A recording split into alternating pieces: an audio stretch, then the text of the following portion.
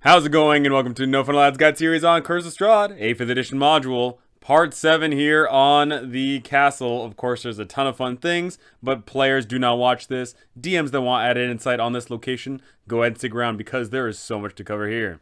And here it is, the beautiful catacombs. Once again, James RPG art makes it really come to life. Your players step in here from any which way. There is multiple directions your players could arrive here in. And it's here where they'll see all of these grand little crypts that occupy a 10 by 10 square. So of course we're going to be looking at every single one of these crypts, and mind you, there is a whole ton of them. But for the general outlay and overview of the catacombs itself, each crypt is sealed by a chiseled stone door and is tightly fitted and requires a DC 15 strength check in order to open.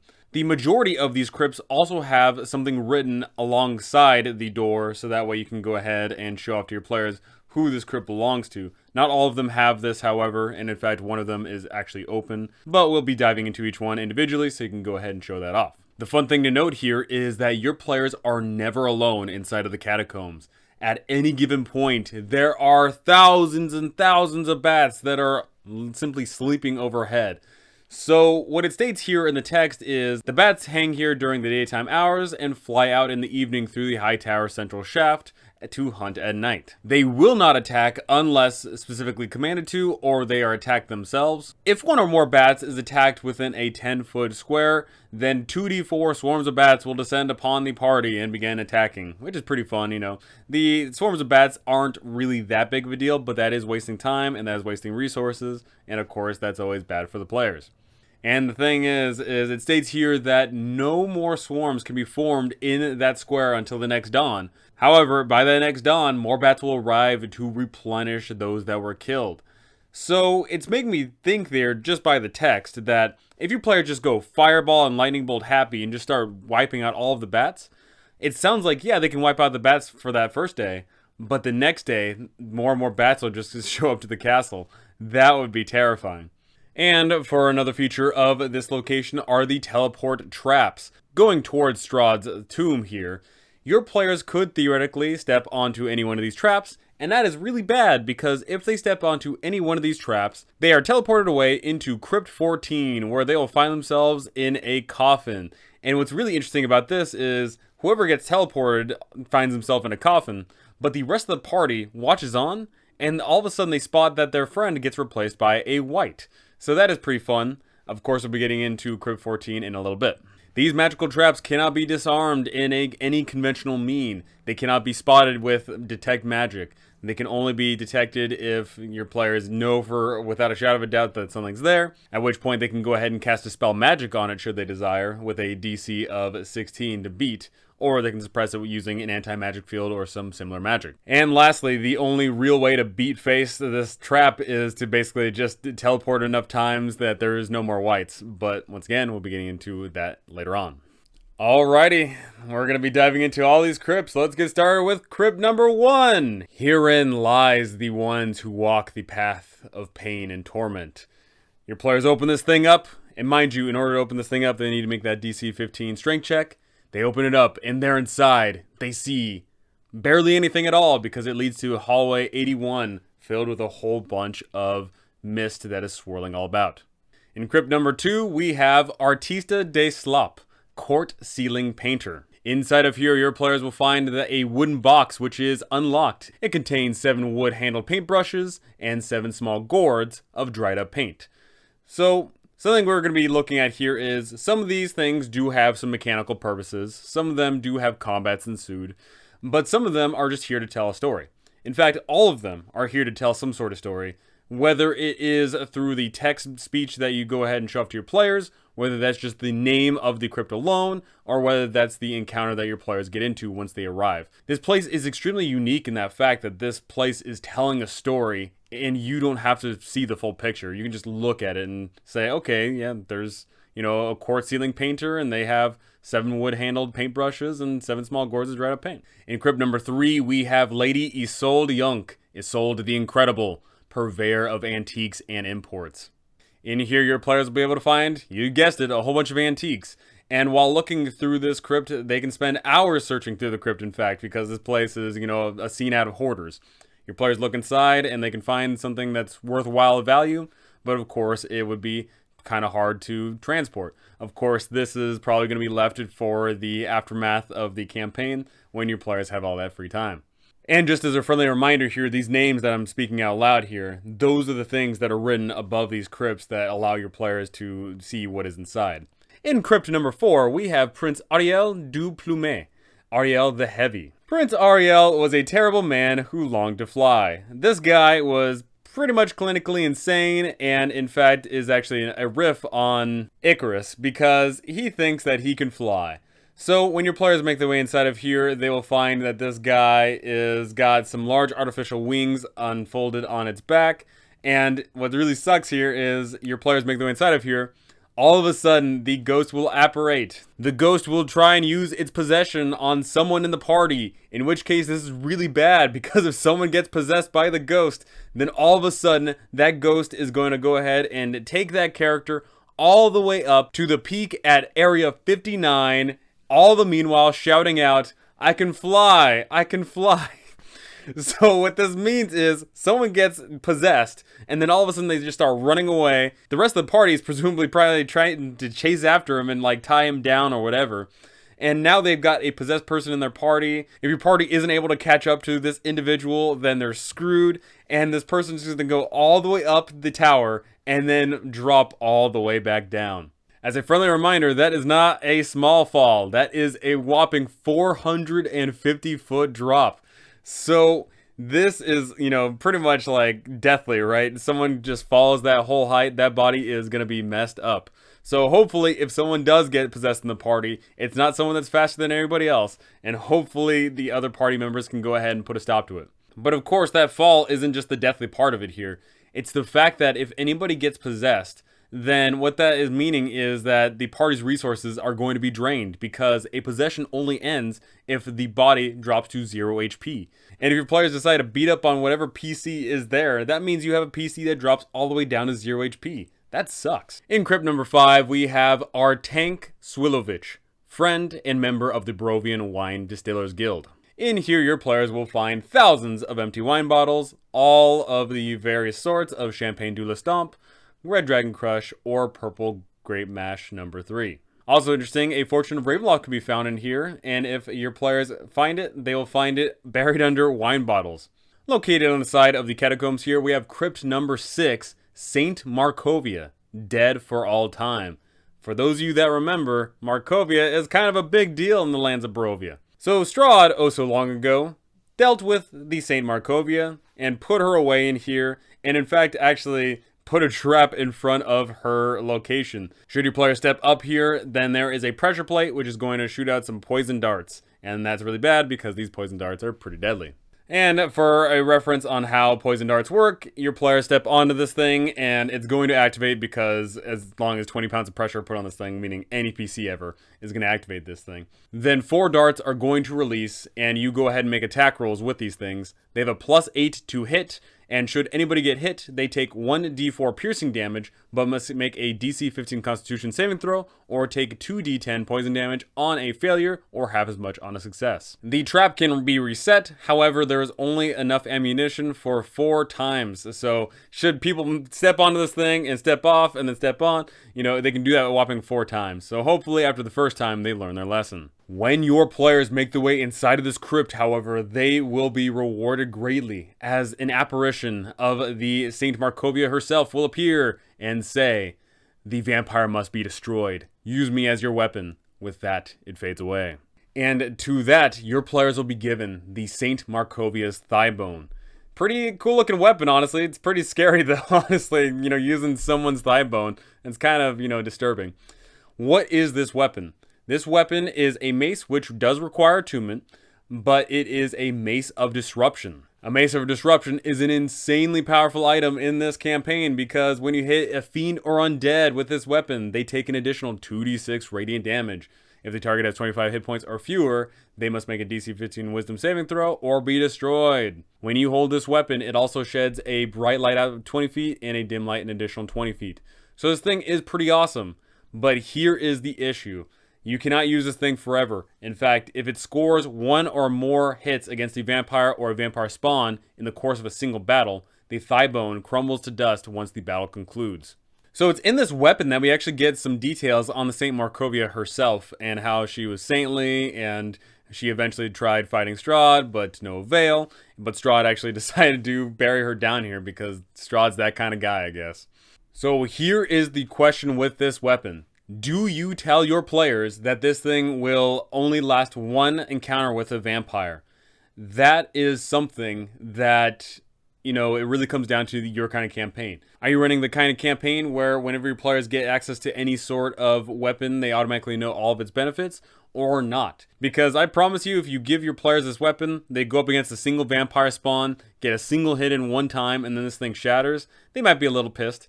But, of course, if you tell your players this, they may be holding out on this thing until the grand finale with Strahd, which, has its own ups and downs. So I can't tell you which way is better, telling your players about the fact that this thing is going to blow up after a single battle or not. That is entirely up to you. Crypt number 7 is actually an open crypt. Your players will be able to see that the stone door has fallen off to the side here. The epitaph on the door reads, Endorovitch the Terrible. What the blood of 100 wars did not do, the spurn of a woman accomplished. Here we get a little backstory on Endorovitch. He loved a woman, but she loved someone else. He tried poisoning him, but unfortunately poisoned her. And because he killed the woman he loved, he grew very angry and decided to take it out in battle, killing a whole bunch of people. Endorovitch's spirit is so terribly fraught with anger, it fills actually one of the gargoyles in this room. All of a sudden, when your players makes their way inside of this room, a gargoyle will be inhabited by his spirit and fight until it is destroyed. Something to note about these gargoyles in particular is that they are not using the gargoyle stat block. They are using their own, called the spirit gargoyle. And what this is just a beefed up gargoyle. It has more HP, 77 HP in total. That's pretty big. Once your players destroy one of these gargoyles, Endorovitch is going to switch over to another one of the gargoyles and attack yet again. But once the second spirit gargoyle is destroyed, Endorovitch's spirit is laid to rest. Should the fortunes of Ravenloft guide your players here, the item that they seek will be found underneath Endorovitch's remains. In Crypt number 8, we have Duchess Daphnia Delisnia. In here, your players will find a quilt that is magically preserved, but is not valuable.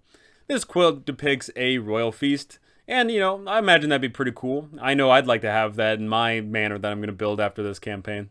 In Crypt number 9, we have Pidlwick, Fool of Dorfnia.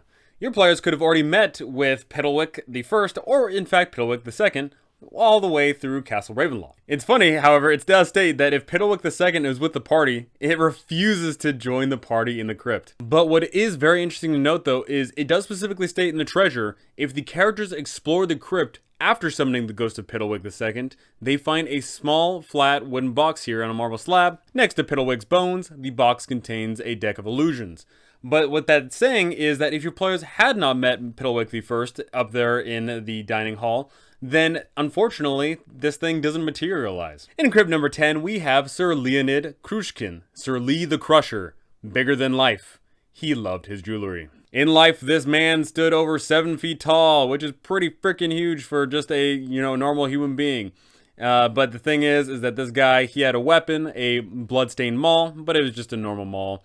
But this guy did have some pretty awesome jewelry. 3 jeweled necklaces, each worth 750 GP. In Crypt number 11 here, we have Tasha Petrovna, Healer of Kings, Light unto the West, Servant, Companion. So you, in fact, might remember that there is a grave located all the way up at the Abbey of St. Markovia dedicated to Petrovna here. That is because she was the sun and she was the light in the lands. Creatures that would take damage from exposure to sunlight have disadvantage on ability checks, attack rolls, and saving throws while inside this crypt. So if your players come to understand this knowledge, then they may go ahead and come up with some very convoluted scheme to try and trap Strahd in here. And to that, I would say, if they can pull that off, let them have it. Hopefully Strahd's not dumb enough to get himself locked away in here. But if your players come up with some fun, Home Alone shenanigans, then there is certainly a way they can pull off a grand old battle with Strahd always at disadvantage. The fun thing to note here is when your players go ahead and check this place out, they can see that draped around the neck of the skeleton is a sun-shaped holy symbol, and should a good aligned character pick up the holy symbol, a ghostly female voice will ring out saying, "Go to the grave to the west, the rose that never dies," in a village called Crypt, and your players will totally be able to understand that. Once again, this is totally telling me that you should do this early on in the campaign, that your players should explore around a bit, because if you do this at the end of the campaign, then there's not really much to be gained here, other than a ring of regeneration for the after party, I guess. Crypt number 12, King Troisky, the Three-Faced King. The reason why this person is called the Three-Faced King isn't because they've got, some weird condition going on. It is because they wear a helmet, and this helmet depicts a happy face, a sad face, and an angry face, with the angry face facing forward. This place is a little bit of a fun trap. Should your players go ahead and decide to take this helmet because they probably think it's some magical, thing, or maybe just because it looks cool. If they take this thing off and do not immediately pull an Indiana Jones move by replacing it with some other weight, then a poisonous gas is going to begin pouring all about the area. Creatures inside of the crypt, when the gas is released, must make a DC 14 Constitution saving throw or take 4 D10 poison damage on a failed save or half as much on a success. What's interesting here is with a DC 12 perception check, if your players are looking around, because presumably they might understand that every single place of this whole, location is trapped, they can discover that there are tiny holes bored into the slab's marble base. And of course, they probably suspect that something pours out of them. In Area 13, we have King Katsky, Katsky the Bright, ruler, inventor, and self-proclaimed time traveler. So there is no understanding of what this character actually was in life. However, we can suspect that they did, in fact, do some crazy stuff. They might have been extremely, extremely smart, or they might have been a time traveler. And why is that? That is because they are in possession of a gun. Here's something I really like. If you are playing in a game of fantasy and you begin to describe things that are sci-fi, don't describe it like it's sci-fi. Describe it like it's coming from fantasy. Here, lying amid the bones, is a stopper drinking horn, a fat pouch, and a weird-looking scepter made of metal and wood. So if you just tell your players that, oh, it's a weird-looking scepter made of metal and wood, they may be thinking, oh, it might be this, it might be that. But in reality, of course, we would know that it is a musket. There is a pouch containing 20 silver marbles, which are bullets for the musket, and should your players decide to go ahead and pick up this thing and try and figure out what it is, then you can go ahead and use the firearms and explosives rules. So if you are running a traditional game of D&D where there is no firearms, then it would make sense that nobody would be proficient with firearms because presumably no one's using them. But if you're running a different version of D&D or you're running something else and guns are more prevalent, then yes, of course, they have the possibility of being proficient with guns. So, of course, your players can get their hands on an incredibly powerful ranged weapon here, a musket, which does a D12 worth of piercing damage and has a range of 40-120. However, it is loading, two-handed, and only has 20 bullets. So the fact that they are silvered bullets is pretty strong because, hey, that's a D12 ranged weapon. The best you can get anywhere else is a D10 at best. So the fact that you get 20 silvered bullets is pretty awesome because that lets you overcome a lot of the resistances of a lot of people. And, it's got some pretty decent range. You can use it from all over the place. Pretty cool weapon all in all. So how would you go about allowing your players to use it? Well, if they begin to understand a bit more, maybe you can go ahead and allow them to make some intelligence checks of some kind. And maybe if they fire off a few bullets, they can understand, okay, this thing is, basically a crossbow, but better.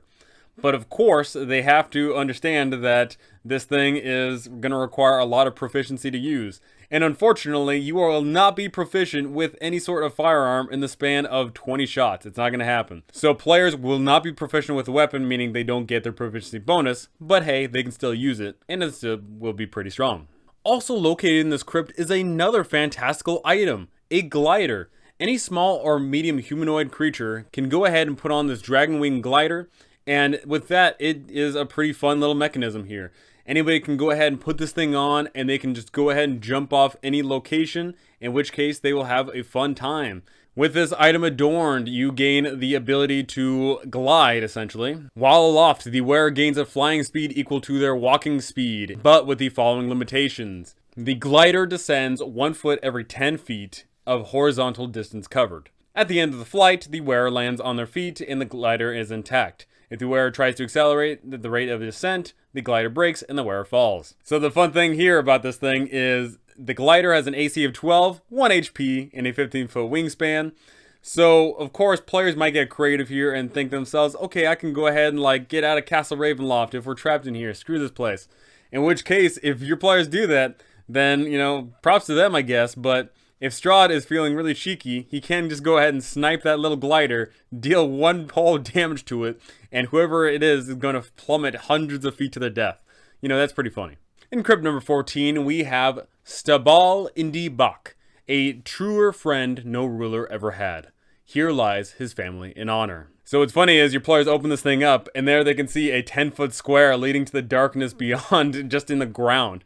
So your players can go ahead and just drop down in there, no issue really. It is 40 feet down, and your players can in fact find some handholds and footholds so they can go ahead and climb on down.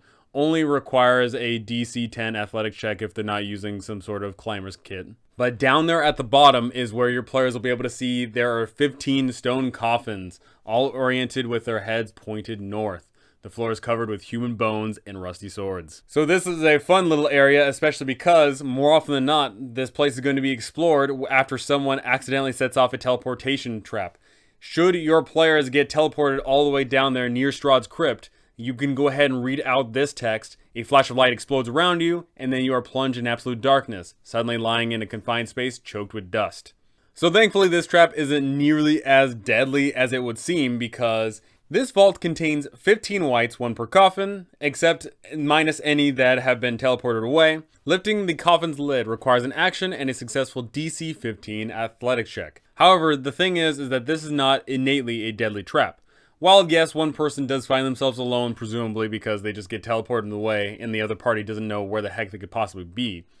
Should they go ahead and be teleported out of here, they'll look around after, opening up their own coffin, look around and they'll see 14 other coffins, and as long as they don't open any of those other coffins, they're fine. Each white remains inactive until it is teleported away or its coffin is opened, whereupon it attacks. So, as long as your players aren't too curious, then hey, no problem. But should they open up any of these coffins, that is when the white is going to strike, whichever one they open. And what's really fun here is, if a white is killed in this vault, some of the bones knit together, forming 2d6 skeletons. These skeletons attack the intruders inside, but they do not have any ranged weapons. They're just going to use whatever rusty swords are there on the ground. There are enough bones and swords in this room for 100 skeletons to form in this manner. Pretty cool. In Crypt number 15, we have Khazan. His word was power. And what's funny about that is that is literally the hint to this location here. Your players open this place up and they will see a skull that has black opal set into its eye sockets and shards of amber where its teeth should be. So if you have super nerds in the party, they are probably going to think to themselves, oh crap, is this a demi-lich? Thankfully, it is not an active demi-lich. Khazan was, in fact, a powerful archmage who did uncover the secrets of lichdom, then later became a demi-lich, and failed. He could no longer, feed his own soul. For the treasure here, your players can, in fact, find those black opal eyes, each worth 1,000, and the skull also has 8 amber teeth, worth 100 GP each. So your players just take this skull and they're set for life, right? But in addition to that, any creature that stands inside of this crypt and says Khazan out loud will have the pillar stones of Ravenloft tremble, and the staff of power will materialize right in front of them. Should anyone touch this staff of power, then unfortunately they must make a DC 17 Constitution saving throw and take 8 D10 lightning damage on a failure or half as much on a success. But the thing is afterward, the staff of power can in fact be held as normal. If no one grabs the staff within 1 round of its appearance, it vanishes, never to return. So a Staff of Power is insanely powerful. Staff of Power can be attuned by a sorcerer, a warlock, or a wizard, and should they attune themselves to this thing, they gain a +2 bonus to attack and damage rolls. They get a +2 to their AC, saving throws, and spell attack rolls. So insanely strong. And of course, it comes with a whole bunch of fun things. The Power Strike, all the spells that come alongside it, the fact that you can snap this thing over your knee and cause everything to blow up. There is a ton of great features to this thing.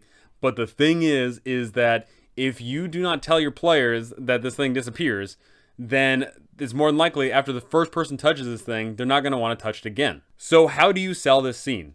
Do you say that there is a Staff of Power that materializes out of thin air and it's crackling with lightning energy? In which case the first person that touches it is going to get zapped? And then do you describe it right after? Okay, after that, the lightning disperses. What do you do? If you do it that route, then yeah, maybe someone will be brave enough to touch it.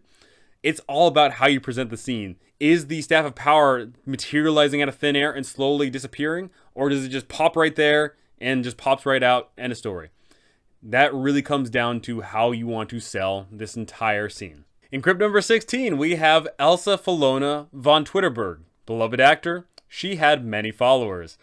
So it's funny here, it states that they're followers, but your players make their way inside of here and they can find that there is a ton, in fact 9 people. Some men wearing fine clothes, others wear armor. At the feet of each rest the skull on top of their bones. These bones were in fact Elsa's 9 consorts. There's nothing of value here. So hey, props to Elsa. In Crypt number 17, we have Sir Sedrick Spinwinovich, Admiral Spinwinovich. Confused though he was, he built the greatest naval force ever assembled in a landlocked country. And inside of here, your players can find an 11-foot long funeral barge. And, you know, your players just come in here and it's just a fun little joke, right? Like, that's pretty fantastic. An admiral in a landlocked land. Alrighty, 17 crypts down. Just a few more to go. And then we get to the big 3 crypts down here in the catacombs. And then that is Castle Ravenloft. Oh my goodness, we are so close to that grand finale. I cannot wait. This has been an excellent journey and I cannot wait to see its epic conclusion. That is going to do it for us today. Go ahead and tell me, are you going to allow your players to explore the catacombs at early levels, or are they only going to come down here at the grand finale? What do you think your players are going to find? Do you think your players are going to open up every single which one methodically, or are they just going to pick ones at random? Go ahead and tell me these things because I want to know. That's going to do it for me. Thank you so much for watching, and thank you to all my amazing patrons up here. You guys are absolutely incredible. Thank you so very much. That is going to do it for me. Thank you so much for listening, and I cannot wait to see you all in the next one.